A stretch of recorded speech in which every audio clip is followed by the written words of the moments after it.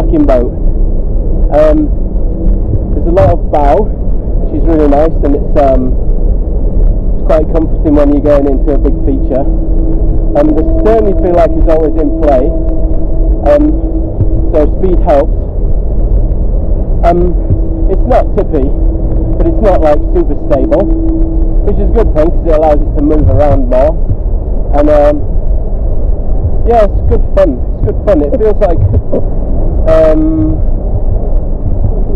feels more ozone than Ripper. It's not as fast as a Ripper, and I'd say it's more capable than an ozone.